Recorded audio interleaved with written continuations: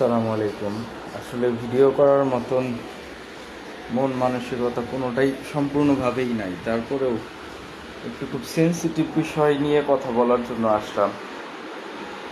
আমাদের ভিতরে একটা কালচার আসছে বেশ কিছুদিন ধরে, বিশেষ করে ভাইরাল হওয়ার জন্য আমি বলবো এই কালচারটা সবার ভিতরে চলে আসছে, যে কোরবানির পশুর একটা নাম দেওয়া।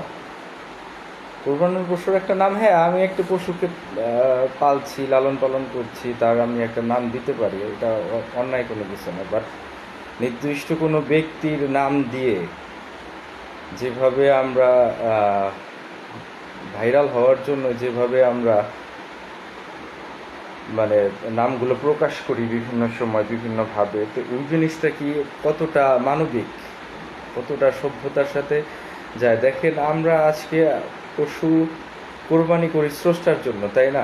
স্রষ্টার কাছে বা আমাদের ভিতরে যে পশুত্ব আছে, যেটা বলা হয় ঈদুল আজহার ক্ষেত্রে, যে সেই পশুত্বকে কুরবানি দেওয়ার যেটা আমাদের মূল উদ্দেশ্য থাকে, আমরা স্রষ্টার কাছে স্রষ্টার করুণা বলেন, ভালোবাসা বলেন, সেটা পাওয়ার জন্য আমরা মূলত কুরবানিটা করি, তাই না? তো সেই ক্ষেত্রে এটা আমাদের খুবই একটা সেন্সিটিভ বিষয়, এবং সেন্সিটিভ বিষয় এই ইস্যু নিয়েই, আর আমাদের ধর্মীয় বিষয়, আবেগের বিষয় এইটা। এখন আপনি একজন মানুষের নাম দিয়ে দিলেন একটা পশুর জন্য, আপনি একটা পশুকে লালন পালন করেন, তার প্রতি আপনার একটা ভালোবাসা ক্রিয়েট হয়, একটা নাম দিলেন।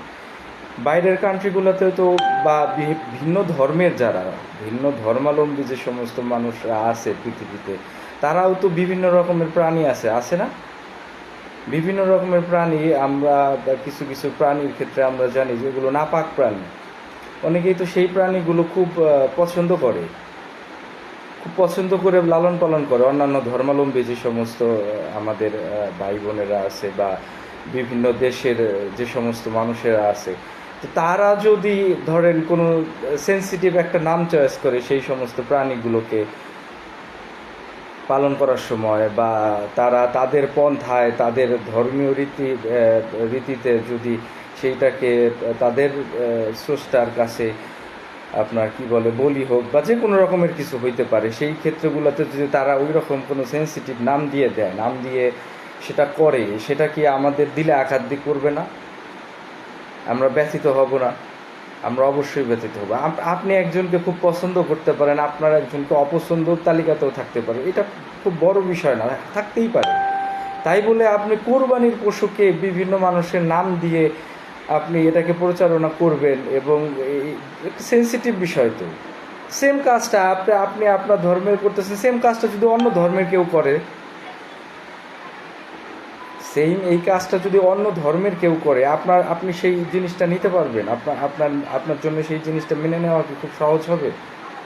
আপনাকে ব্যথিত করবে না?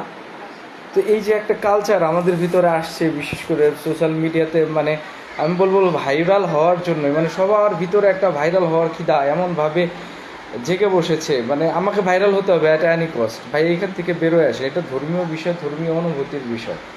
এই জিনিসগুলো নিয়ে ভাইরাল হওয়ার চেষ্টা না করার অনুরোধ থাকবে আমার সবার কাছে।